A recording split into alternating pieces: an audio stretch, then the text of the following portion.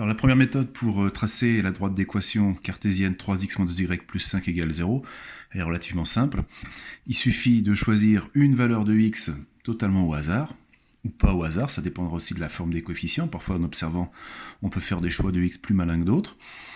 De choisir ensuite un deuxième x et à chaque fois de trouver le y qui va correspondre. On aura ainsi les coordonnées de deux points qui appartiennent forcément à la droite puisqu'ils vérifient l'équation cartésienne. Et deux points suffisent à obtenir une droite unique. Il suffira donc de tracer la droite qui passe par les deux points obtenus.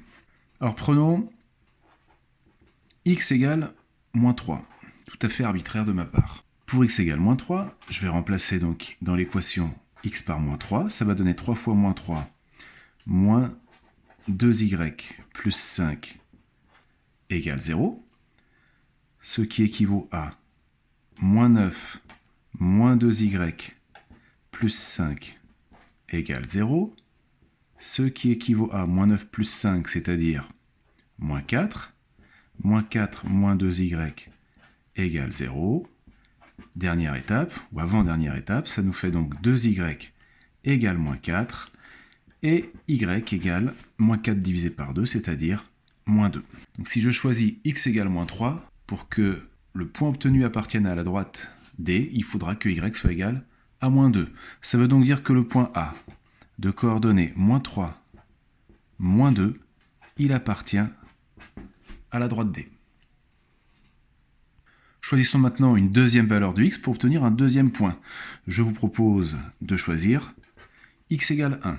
Si je choisis x égale 1, alors je vais avoir 3 fois 1 moins 2y plus 5 égale 0, ce qui équivaut à 3 moins 2y plus 5 égale 0, ce qui équivaut à 5 et 3, 8, 8 moins 2y égale 0. Je vais passer le y, les deux y de l'autre côté, ça fait 2y égale 8, et on en conclut que y est égal à 8 divisé par 2, donc y égale 4.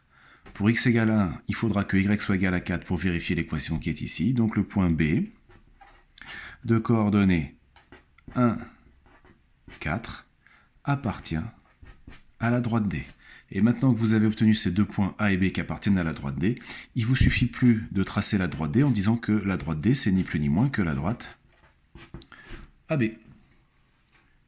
Regardons sur GeoGebra ce que ça donne lorsqu'on trace cette droite, la droite d'équation 3x moins 2y plus 5 égale 0, et c'est effectivement la droite qui passe par A et par B.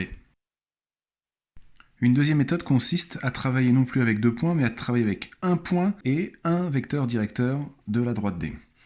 Alors, un point, on ne va pas aller chercher trop loin. Dans la partie 1, dans la méthode 1, on a trouvé que le point B de coordonnées 1, 4 appartenait à la droite D, on va le garder. Et maintenant, il nous faut trouver le vecteur, un vecteur directeur de cette droite D.